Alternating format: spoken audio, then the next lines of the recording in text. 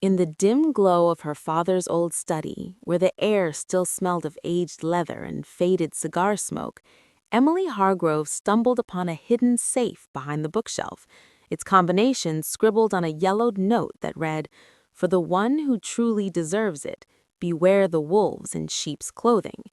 Her heart pounded as she twisted the dial, the click echoing like a gunshot in the silent house, revealing not just stacks of cash and deeds, but a letter that shattered her world.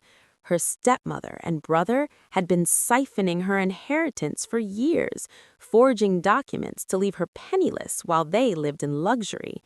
That night, as rain lashed against the windows of the sprawling Connecticut mansion, Emily vowed revenge, not with violence, but with a calculated storm that would expose their betrayal and reclaim what was rightfully hers, turning the family she once loved into the enemies she would destroy. Emily Hargrove had always been the golden child of the Hargrove dynasty, or so she thought. Born into one of Connecticut's oldest families, with roots tracing back to the industrial barons of the Gilded Age, she grew up in a world of privilege that masked the rot beneath. Her father, Jonathan Hargrove, built his fortune in real estate, turning sleepy suburbs into booming developments, amassing a portfolio worth hundreds of millions. He was a stern man, but fair, teaching Emily the value of hard work amid the opulence. "Money doesn't define you, Em," he'd say, his voice gravelly from years of boardroom battles, "but betrayal will destroy you." Little did she know how prophetic those words would be.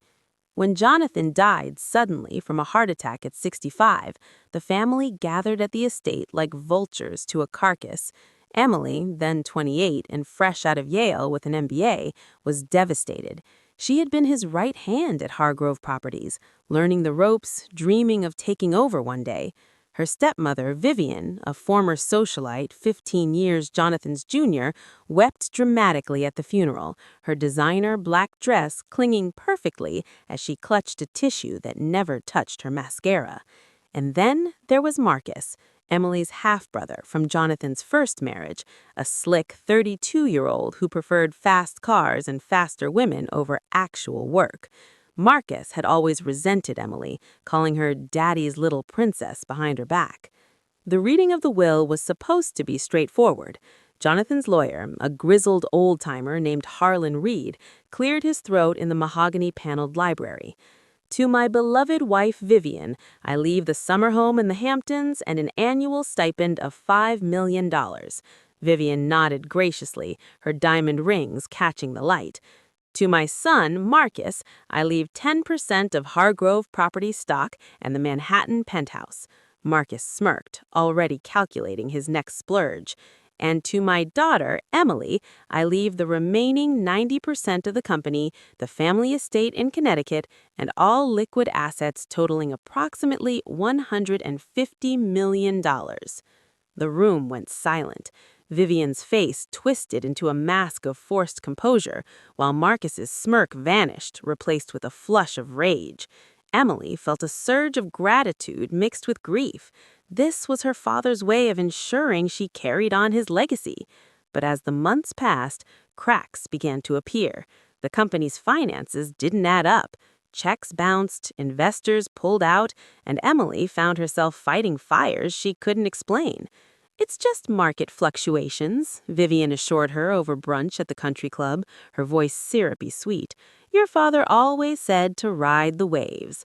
Marcus, now a reluctant board member, echoed the sentiment. "Yes, sis, don't stress, we've got your back." But Emily's instincts screamed otherwise. Late nights poring over ledgers revealed discrepancies, millions diverted to offshore accounts, properties sold under market value to shell companies. She hired a private investigator, a no-nonsense ex-FBI agent named Rita Torres, who dug deep.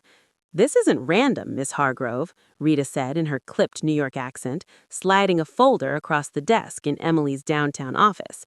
"Your stepmother's been cozy with a lawyer who's known for creative accounting, and your brother, he's got ties to those buyers." Emily's world tilted. Betrayal from strangers was one thing, but family? It cut like a knife. Flashbacks haunted her. Vivian marrying Jonathan just 2 years after his first wife's death from cancer, whispering in his ear about securing the future. Marcus, always jealous, sabotaging Emily's school projects as kids, now amplified to financial ruin.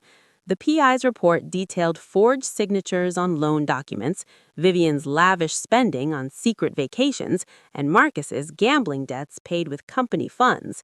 They had been bleeding the estate dry, assuming Emily was too grief-stricken to notice. As the evidence mounted, Emily's emotions churned: rage, sorrow, a thirst for justice that bordered on obsession. She couldn't go to the police yet. They needed ironclad proof to avoid a messy public scandal that could tank the company.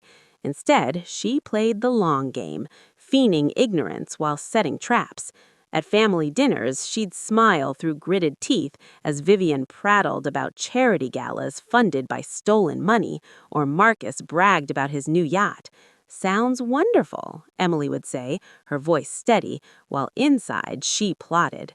Suspense built like a gathering storm.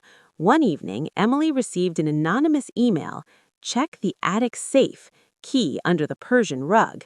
Her heart raced. Who sent this? A disgruntled employee or someone closer? She crept upstairs that night, flashlight in hand, the old house creaking like it held secrets. The safe was there, behind a false panel, and inside, original wills, altered bank statements, and a USB drive with recordings of Vivian and Marcus scheming. "Once Emily's out of the picture," Vivian's voice hissed on the audio, "we split it all." Marcus laughed. "She'll never see it coming." Tears streamed down Emily's face as she listened, the betrayal crystallizing into cold resolve.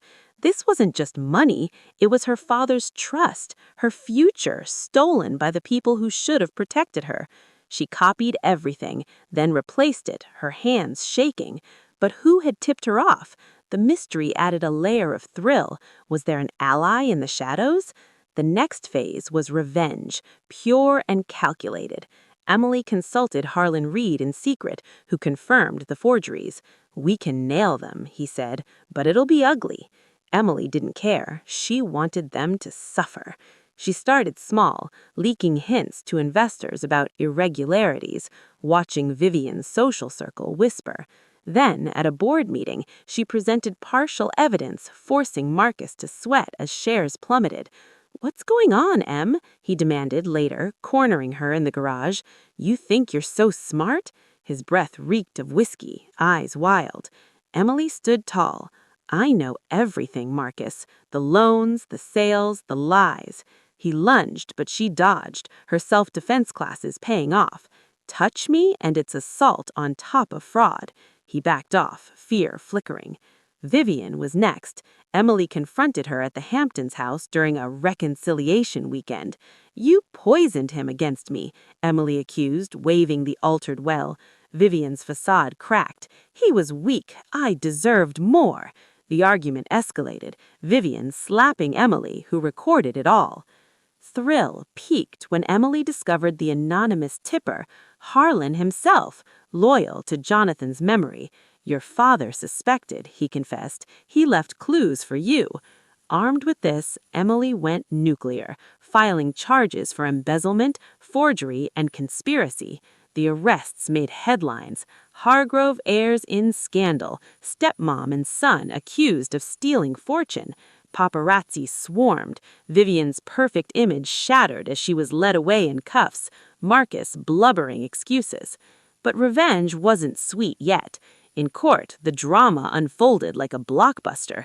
Vivian's tearful testimony: "I loved him. This is a witch hunt." Marcus turned state evidence, throwing Vivian under the bus for a lighter sentence, betraying her as she'd betrayed Emily. The jury ate it up, convicting both. Emily reclaimed the assets, but the emotional toll was immense. Nights of nightmares, therapy sessions unpacking the pain. As the dust settled, Emily stood on the estate's balcony, wind whipping her hair, reflecting on the wreckage. She had won, but at what cost? The family was destroyed, yet in the ash she found strength. Hargrove Properties thrived under her, and she started a foundation for fraud victims, turning pain into purpose. But whispers lingered. Was there more betrayal hidden? A distant cousin claiming a stake? The thrill never fully faded, a reminder that in the world of wealth, trust was the ultimate luxury. Emily's story became legend in Connecticut circles, a cautionary tale of family bonds snapped by greed. Years later, as she mentored young entrepreneurs, she'd say, "Beware the wolves," echoing her father. And in quiet moments, she'd smile. Revenge had been her redemption. The end? Or just the beginning of a new chapter in the Hargrove saga? Only time would tell, but Emily was ready for whatever came next, her heart scarred but unbreakable. In the aftermath of the trial, Emily found herself navigating a new reality. The mansion felt emptier without the constant tension, but echoes of arguments lingered in every room. She hired a new team for the company. "I covered your story," he said over champagne. "Impressive how you turned the tables." Emily tensed. Another opportunist? But Alex was genuine, sharing his own tale of corporate betrayal that cost his family their home. Their connection sparked, a slow burn amid the suspense of her guarded heart. As they grew closer, Alex uncovered loose ends in the Hargrove case. "There's a third party," he whispered one night in her penthouse, laptop glowing. "A banker in the Caymans who facilitated the transfers. Vivian mentioned him in emails." Emily's pulse quickened. More betrayal? They dove in together. Hacking wasn't needed. Public records and Alex's contacts sufficed. The banker, one Reginald Voss, had ties to Vivian's past, a former lover perhaps. Suspense built as they tailed him, Emily's thrill-seeking side reigniting. Meanwhile, Marcus, out on parole, slithered back. He showed up at the estate unannounced, begging forgiveness. "I was weak, Em. Vivian manipulated me." His eyes pleaded, but Emily saw the lie. Recording the conversation, she caught him admitting to hidden assets. "You're done," she said coldly, calling the authorities. Marcus's rearrest added drama, headlines screaming, "Hargrove brother back behind bars." Vivian, from prison, plotted her own revenge, smuggling letters to tabloids, twisting the narrative. Innocent stepmom framed by jealous daughter. The smear campaign stung, but Emily countered with facts, her foundation hosting press conferences. Emotions peaked when Vivian's appeal hearing loomed. Would justice hold? Alex stood by her, their relationship deepening into love amid the chaos. The climax came in a stormy courtroom. Voss testified under immunity, exposing Vivian's full scheme. She'd seduced Jonathan for money, planned the forgeries years ahead. Vivian screamed denials, but evidence overwhelmed. Appeal denied, she got an extra 10 years. Emily exhaled.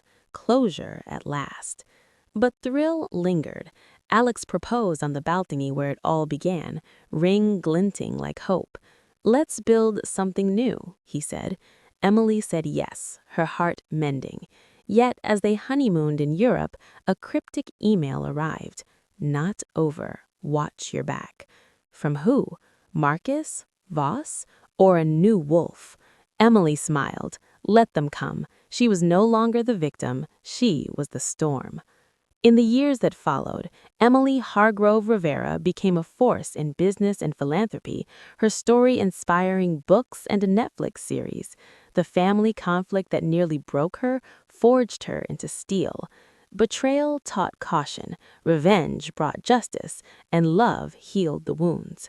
But in the quiet nights, she'd remember her father's words, knowing the drama of life never truly ends, it just evolves.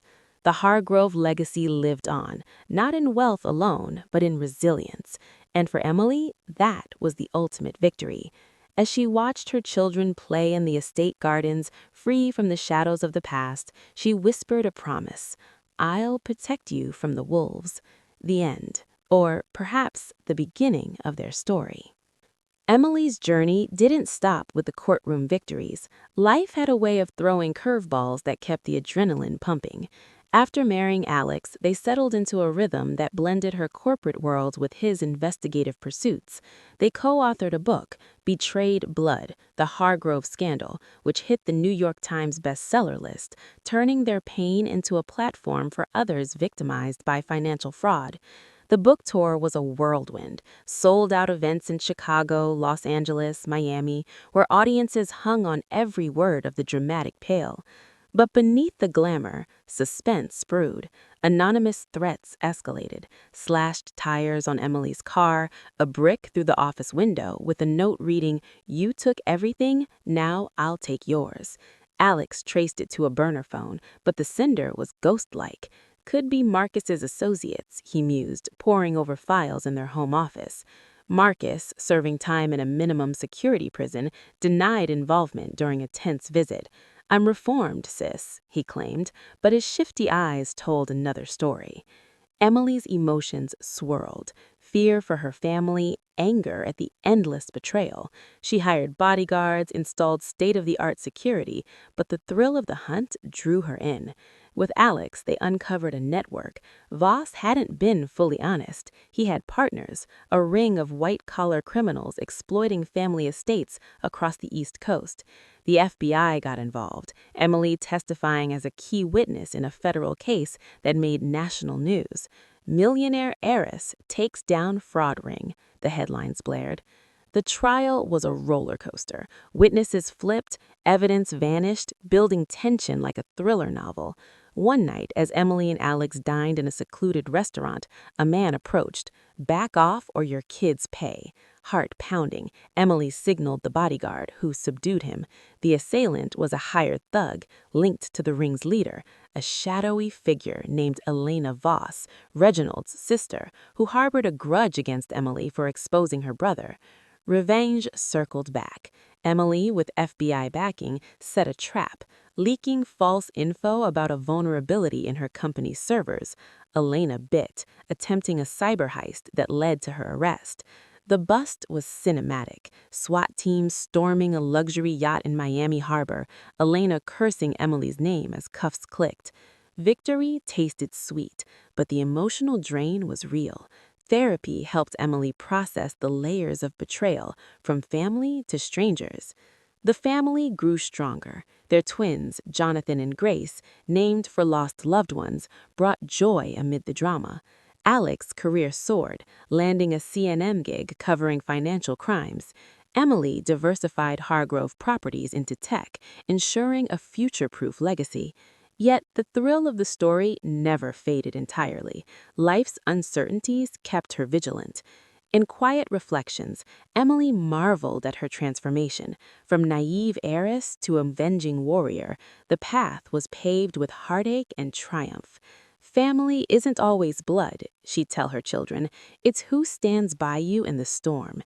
And as the sun set over the Connecticut estate, Emily knew she'd weathered the worst, ready for whatever twists fate had in store. The Hargrove saga, once a tale of betrayal, became one of enduring strength. As the years rolled on, Emily's life took on new dimensions, each layered with the emotional depth that defined her. The fraud ring's dismantling brought closure, but ripples extended. Victims from similar schemes reached out, forming a support network that evolved into a nonprofit, Legacy Guardians, dedicated to protecting inheritances from exploitation. Emily poured her heart into it, hosting workshops in Boston and D.C., sharing her story to empower others. "Betrayal starts with trust misplaced," she'd say, her voice steady, eyes fierce. The drama resurfaced when Marcus was released early for good behavior. He appeared at her doorstep, suitcase in hand, claiming redemption. "I've changed, Em. Therapy, AA. Give me a chance." Suspense hung thick. Alex advised caution, but Emily's lingering sibling bond wavered. She let him stay in the guest house, under surveillance. At first, it seemed genuine. Marcus worked odd jobs, attended meetings, but old habits died hard. One night, Emily overheard him on the phone. "Yeah, the codes are still good. We can access the accounts." Her blood ran cold. Betrayal again. Confronting him, gun from her safe in hand, for show, not use, she demanded truth. Marcus broke. It's Vivian. She's out on parole, pulling strings from afar. The revelation hit like a punch. Vivian, released quietly, sought one last revenge. Thrill ignited as Emily and Alex tracked her to a seedy motel in New Jersey.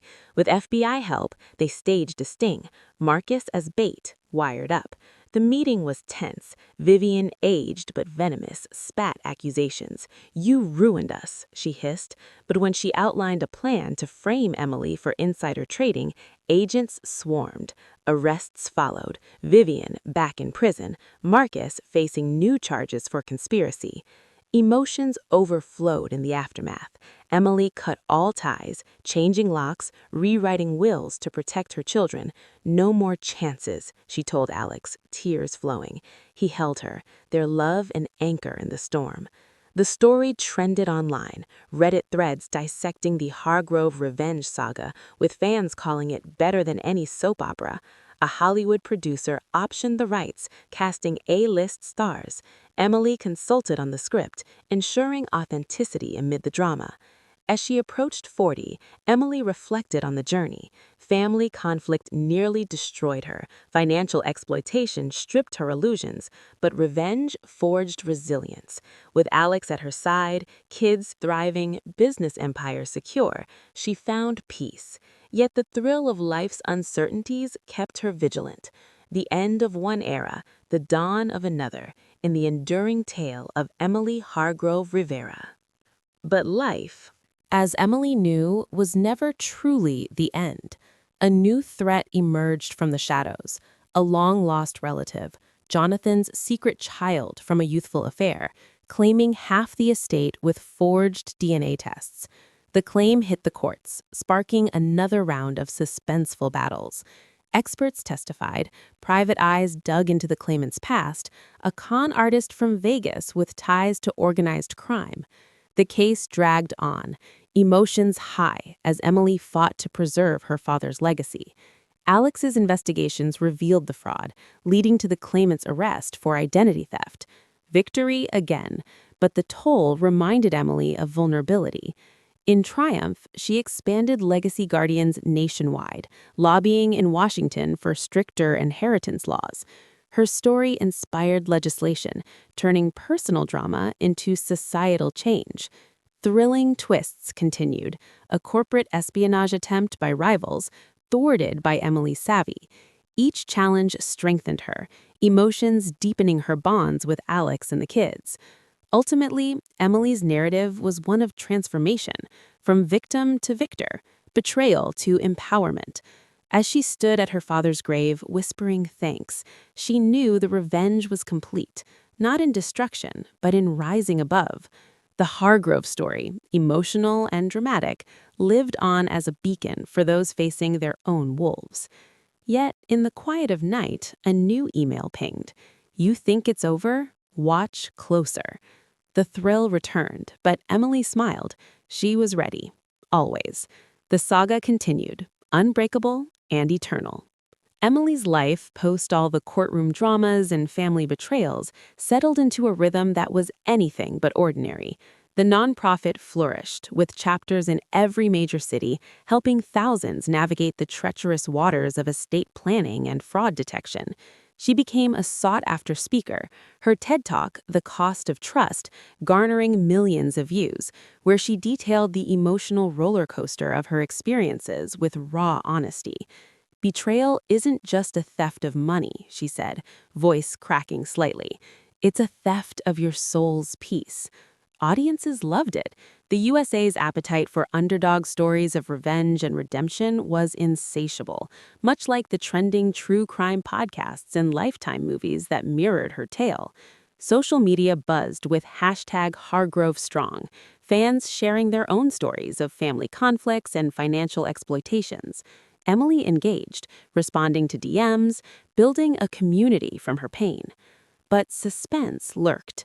Vivian, from behind bars, managed to publish a tell-all book through a ghostwriter, Framed by Fortune, painting Emily as the villainous manipulator. The book climbed charts, sparking a media frenzy. Talk shows debated, was Emily the hero or the hunter? Emily countered with her own interviews on Good Morning America and The View, evidence in hand. Lies can't hide forever, she stated calmly. But inside, the old rage simmered. The thrill intensified when Vivian's book tour proxy, a sleazy publicist, leaked exclusive documents that were forgeries. Alex, ever the journalist, exposed the scam, leading to the publicist's downfall and Vivian's privileges revoked in prison. Revenge felt petty, but necessary. Emily donated book proceeds to her nonprofit, turning poison into antidote. Family life provided balance. The twins, now teens, knew the story but were shielded from its ugliest parts. Jonathan showed interest in business, Grace in journalism like her dad.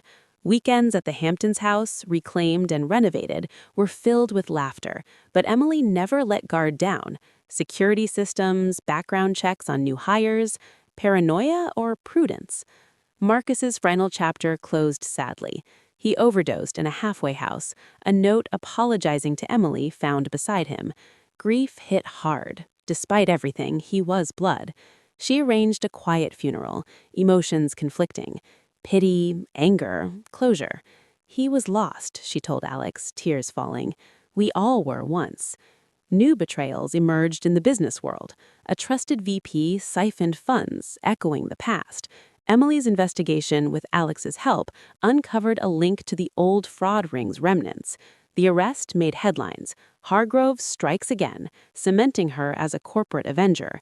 The thrill of the chase kept her sharp, emotions fueling her drive. As she aged gracefully into her 50s, Emily's story evolved. She mentored young women in STEM and finance, sharing lessons from her dramatic life. A biopic won Oscars with Emily as executive producer, ensuring the suspense, emotions, and revenge themes resonated for a USA audience craving such narratives. In the end, or rather the ongoing, Emily Hargrove Rivera stood tall. Family conflict had shaped her, betrayal tested her, financial exploitation honed her, and revenge empowered her. With love, purpose, and a dash of thrill, she embraced the future. The wolves might howl, but she was the alpha now, and that was the true American dream, rising from the ashes, unbreakable. Emily's life, post all the courtroom dramas and family betrayals, settled into a rhythm that was anything but ordinary. The nonprofit flourished, with chapters in every major city, helping thousands navigate the treacherous waters of estate planning and fraud detection. She became a sought-after speaker, her TED Talk, The Cost of Trust, garnering millions of views, where she detailed the emotional roller coaster of her experiences with raw honesty. Betrayal isn't just a theft of money, she said, voice cracking slightly. It's a theft of your soul's peace. Audiences loved it. The USA's appetite for underdog stories of revenge and redemption was insatiable, much like the trending true crime podcasts and Lifetime movies that mirrored her tale. Social media buzzed with #HargroveStrong, fans sharing their own stories of family conflicts and financial exploitations. Emily engaged, responding to DMs, building a community from her pain. But suspense lurked. Vivian, from behind bars, managed to publish a tell-all book through a ghostwriter, framed by fortune, painting Emily as the villainous manipulator. The book climbed charts, sparking a media frenzy. Talk shows debated, was Emily the hero or the hunter? Emily countered with her own interviews on Good Morning America and The View, evidence in hand. Lies can't hide forever, she stated calmly. But inside, the old rage simmered. The thrill intensified when Vivian's book tour proxy, a sleazy publicist, leaked exclusive documents that were forgeries. Alex, ever the journalist, exposed the scam, leading to the publicist's downfall and Vivian's privileges revoked in prison. Revenge felt petty, but necessary. Emily donated book proceeds to her nonprofit, turning poison into antidote. Family life provided balance. The twins, now teens, knew the story but were shielded from its ugliest parts. Jonathan showed interest in business, Grace in journalism like her dad.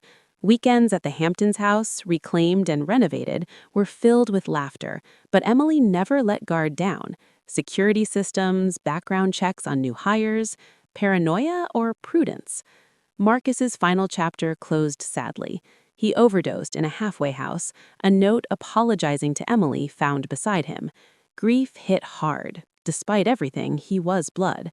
She arranged a quiet funeral, emotions conflicting.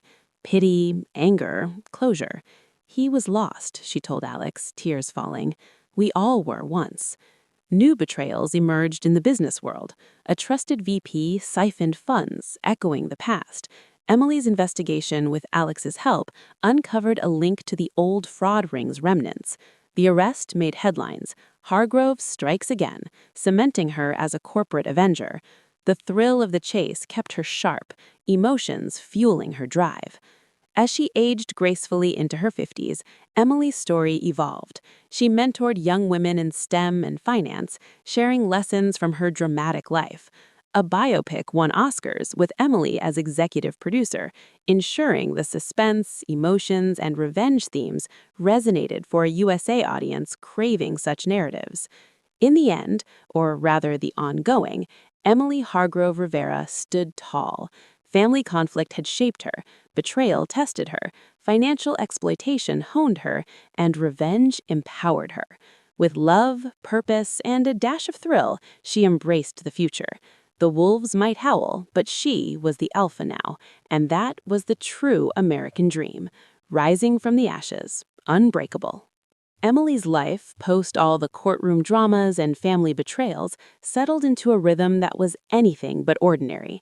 The nonprofit flourished, with chapters in every major city, helping thousands navigate the treacherous waters of estate planning and fraud detection.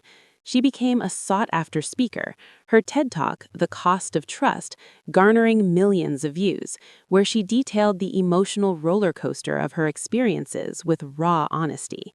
Betrayal isn't just a theft of money, she said, voice cracking slightly. It's a theft of your soul's peace. Audiences loved it.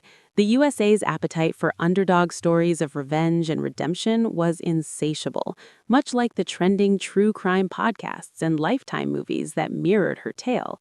Social media buzzed with #HargroveStrong, fans sharing their own stories of family conflicts and financial exploitations.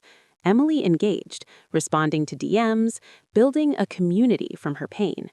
But suspense lurked. As the first light of dawn crept over the frost-kissed gardens of the Hargrove estate in winter 2035, Emily Hargrove Rivera stood at the floor-to-ceiling windows of her bedroom, clutching the photograph of her grandchildren that had arrived with the chilling note, "Deeper Roots." At 70, her body had slowed, arthritis in her hands, a slight limp from an old fall during one of the many chases of her life. But her mind was sharp razor, honed by decades of outmaneuvering betrayers. The family crest mocked her. Someone out there knew intimate symbols of the Hargrove lineage, someone who had access to secrets long buried with Harlan Reed. Alex, gray-haired but still broad-shouldered, wrapped his arms around her from behind. "We're calling the team," he said firmly, no question in his voice. This wasn't retirement anymore. This was war, again. The investigation ignited like wildfire. Emily assembled her inner circle in the war room, a converted basement bunker equipped with encrypted servers, holographic maps, and direct lines to FBI contacts she'd cultivated over the years. Jonathan, now 50 and CEO of Hargrove Properties, brought financial forensics experts. Grace, a Pulitzer-winning journalist like her father, handled media containment and digital tracing. Liam, Sophia, and Isabella, the grandchildren in the photo, were immediately relocated to a secure safe house in the Adirondacks, their young faces pale with a mix of fear and inherited defiance. "We end this with us," Emily told them via secure video, her voice steady despite the turmoil. "No more generations paying for old sins." The photo's metadata led to a drop point in New York City, a dead drop in Central Park orchestrated by pros. Surveillance footage, enhanced by AI tools Emily's foundation had helped develop, revealed a courier, a middle-aged woman with sharp features and a limp of her own. Grace recognized her first, a blast from the past. "That's Clarissa Reed," she whispered during a family huddle, sliding an old photo across the table. Harlan Reed's estranged daughter, long thought to have fled to Europe after her father's arrest, disowned and penniless. But deeper digs uncovered the truth. Clarissa hadn't fled empty-handed. Harlan, ever the schemer, had stashed a fortune in crypto wallets and offshore trusts under her name, a final contingency. She'd been watching, waiting, nurturing grudges like venomous vines. Emotions boiled over in private moments. Emily wept in Alex's arms that night, the weight of perpetuating cycles crushing her. "I thought we'd broken it," she sobbed. "All those years fighting, and now my grandbabies are targets?" Alex held her tighter. "We break it for good this time. No mercy." Revenge wasn't just justice now, it was survival, laced with the raw thrill of protecting blood. Suspense mounted as Clarissa's moves escalated, hacked school records leaking the kids' locations, foiled by decoys, anonymous tips to tabloids reviving old Hargrove curse headlines, stirring public frenzy. Social media exploded with conspiracy threads, #Hargrove Haunted trending nationwide, podcasts dissecting each old betrayal as if it were fresh for a true crime-obsessed America. Clarissa's masterstroke came on a stormy spring night in 2036. An encrypted message to Emily's personal device: "Meet me alone at the old Reed family cabin in the Berkshires, or the next package has blood, not photos." The cabin, Harlan's childhood retreat, abandoned since his downfall. Emily knew it was a trap, but the maternal fire in her roared. Against protests, she went, wired and backed by a shadow team of ex-special forces hired through Legacy Guardians network. The drive through lashing rain felt eternal, flashbacks assaulting her, discovering the first safe, courtroom showdowns, Harlan's cold eyes. "Deeper roots," she muttered, gripping the wheel. Clarissa claimed lineage to the pain Emily had inflicted. The cabin loomed dark and decrepit, thunder rumbling like ominous applause. Inside, Clarissa waited by a flickering fireplace, a pistol casual in her lap, walls plastered with newspaper clippings of the Hargrove scandals, Emily's triumphs framed as villainy. "You destroyed my father," Clarissa spat with a trembling voice. "He built your empire and you buried him." Emily stood tall, rain dripping from her coat. "He stole my father's life, my peace, poisoned my family for greed." The confrontation crackled with drama, Clarissa revealing Harlan's real will, claiming half the estate for compensation for services rendered, forged documents waving like weapons. But Emily had anticipated. Her team had traced Clarissa's digital footprints, uncovering not just threats, but active embezzlement from recovered Reed assets, funneled to dark web mercenaries. The standoff peaked when Clarissa lunged, gun raised in desperation. Emily, trained and fierce, sidestepped, disarming her with a practiced twist, echoes of past defenses. "It's over," Emily growled as agents burst in, cuffs snapping. Clarissa screamed betrayals. "He loved you like a daughter, more than me." The revelation stung, Harlan's twisted affection masking his manipulations, but it hardened Emily's resolve. Arrested on charges of extortion, conspiracy, and attempted murder, Clarissa's trial became the hottest ticket in media, streamed live, ratings rivaling Super Bowls. Testimonies unearthed Harlan's diaries, painting a monster who pitted family against family for control. The jury deliberated mere hours. Guilty. Life sentence, no parole. But the thrill didn't end with cuffs. In prison van transfer, Clarissa's hired remnants attempted a daring rescue, high-speed chase on I-95, helicopters whirring, news choppers capturing every heart-pounding second. FBI intercepted, shootout averted, but one agent wounded.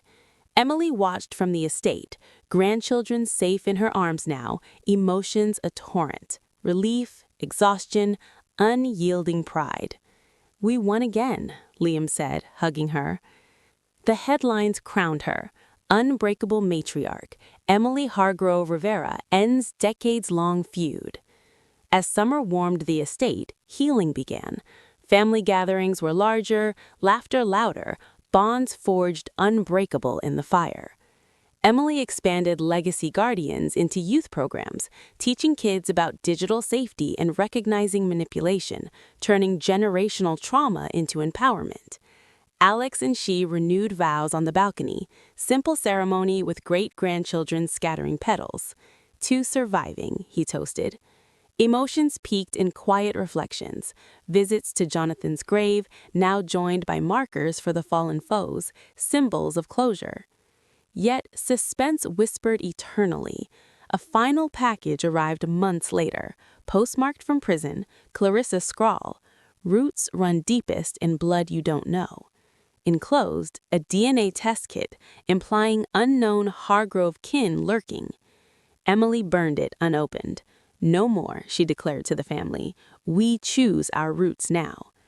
The media speculated wildly, but Emily shut it down, focusing on legacy. The Hargrove saga captivated America anew, a multi-generational epic of betrayal, financial wars, emotional depths, and relentless revenge. Streaming series renewed for seasons, book sequels flying off shelves, fans pilgrimaged to Connecticut tours, craving that USA thrill of family drama turned triumphs. In her 80s, Emily slowed, passing torches to Jonathan and Grace, but her spirit loomed large. Wheelchair-bound but eyes sparkling, she'd regale great-great-grandchildren with sanitized tales. Wolves come in many forms, but love and truth always win. Alex by her side until his peaceful passing in 2042, her rock eternal. As Emily's final chapter approached in the autumn of 2045, she sat on that same balcony, estate bustling with descendants. A gentle breeze carried whispers of the past, but no fear, only peace. We did it, she murmured to the wind, imagining her father nodding. The betrayals, exploitations, conflicts, all fuel for an extraordinary life. Revenge had been her sword, emotion her shield, thrill her companion. And on a crisp December morning, Emily Hargrove Rivera slipped away quietly in her sleep, surrounded by family. Headlines mourned a legend, end of an era, the woman who conquered greed. Her will? Everything to the foundation and kin, ironclad, no loopholes, no hidden safes, no cryptic notes. Just love. The Hargrove estate became a museum philanthropy hub, stories immortalized. No more threats, no deeper roots unearthed, the cycle broken forever. In a nation enthralled by such dramatic tales, Emily's was the ultimate, from shattered heiress to eternal guardian, a testament that some revenges build empires of good. The wolves were silenced, the lioness rested, victorious. Forever. As the world mourned the passing of Emily Hargrove Rivera in the winter of 2045, the Hargrove estate transformed into a place of pilgrimage, its grand halls echoing with the footsteps of visitors who came to pay homage to the woman who had become a symbol of unbreakable resilience in American lore. The museum wing dedicated to her life opened its doors the following spring, curated by Grace and Jonathan with meticulous care. Glass cases displaying the original yellowed note from the first hidden safe, the USB drives that exposed betrayals, the family crest that had been both shield and warning. Interactive holograms replayed key moments, Emily's courtroom testimonies, her emotional 60 Minutes interview, the viral clip of her disarming Clarissa in the Berkshire's cabin, drawing crowds who whispered in awe. She was like a real-life soap opera hero. Legacy Guardians, now a global behemoth with billions in endowments, announced the Emily Hargrove Fellowship, funding thousands of investigators, lawyers, and advocates to carry on her war against financial exploitation. Headlines across the nation called it the Immortal Legacy. Podcasts launched spin-off series titled After Emily, dissecting every twist as if the drama might somehow continue even in her absence. But death, for a woman like Emily, was never truly the end. In the months following her funeral, a star-studded affair attended by presidents, CEOs, and everyday fraud survivors who owed their recoveries to her, strange whispers began circulating among the family. It started with Liam, now in his 30s and heading the foundation's tech division, noticing anomalies in the estate's secure archives. Encrypted files, time-stamped the night before Emily's passing, appeared in a hidden partition labeled simply, "For when I'm gone." Heart pounding, he gathered the family, Grace, Jonathan, Sophia, Isabella, and the younger generation, in the old study where it all began decades ago. The room still smelled faintly of aged leather and cigar smoke, a ghost of Jonathan Hargrove lingering. With trembling fingers, Liam unlocked the files using a passphrase Emily had whispered to him years earlier, "Beware the wolves." The screen lit up with Emily's face, recorded in secret, her eyes still sharp despite the frailty of age. "If you're watching this, my darlings," she began, voice soft but steady, "then I've left you too soon. But the story isn't over. There's one final betrayal I never told you, not because I doubted you, but because I wanted you to live free of it as long as possible." The family leaned in, suspense thick in the air, emotions already churning. She revealed a secret buried deeper than any before. During her early investigations into Harlan Reed, she'd uncovered evidence of a shadow partner, someone within the Hargrove bloodline itself. Not Marcus, not a distant cousin, but Jonathan Hargrove's illegitimate son from a brief affair in his youth, a half-brother to Emily, named Victor Lang, raised in obscurity in California, bitter and brilliant, who had fed information to Harlan for decades in exchange for a promised cut that never fully materialized. Victor's resentment had festered. Emily had confronted him privately years ago, buying his silence with a substantial settlement and a warning, "Cross us again and you'll lose everything." She thought it ended there, but in her final months, anonymous probes into the Foundation's funds suggested Victor was back, older now, cunning, using AI-driven schemes to siphon microtransactions from Legacy Guardian's vast donor network, millions bleeding invisibly. "He knows our systems," Emily's hologram warned, tears glinting in her recorded eyes. "He's family, which makes him the most dangerous wolf of all. But you're stronger than I ever was. Ended, not with hate, but with the justice I taught you." The video faded, leaving the room in stunned silence. Grace wept openly. Jonathan slammed a desk on the table. The grandchildren exchanged wide-eyed glances. This was their inheritance, a final test from the matriarch who refused to let greed win even from the grave. The thrill of the hunt reignited instantly, passed like a torch to the next generation. Liam took the lead, his tech expertise uncovering Victor's digital fingerprints, shell companies in Silicon Valley, crypto wallets masked by quantum encryption, ties to international fraud rings that had evolved with the times. Sophia, a fierce attorney like her great-grandmother, built the legal case, poring over old DNA records Emily had secretly preserved. Isabella, the journalist, leaked strategic hints to trusted media allies, building public pressure without tipping their hand. Emotions ran raw, anger at this unknown uncle who dared tarnish Emily's memory, sorrow for the half-sibling bond that never was, determination to protect what their grandmother had built. Suspense built over the next year as Victor played cat and mouse. He sent taunting messages through secure channels, photos of the estate from drones, veiled threats against the great-grandchildren at their schools. A daring cyber attack nearly crippled Legacy Guardian servers, but Liam's countermeasures, Emily had insisted on in her will, held firm. The family confronted the moral weight. Victor was blood, twisted by abandonment and envy. Could we have saved him? Grace wondered aloud during late-night strategy sessions. But Jonathan, ever pragmatic, reminded them, "Grandma chose justice over mercy when it mattered. We honor her by doing the same." The climax unfolded in the summer of 2047 at a high-profile Legacy Guardians gala in New York, where Victor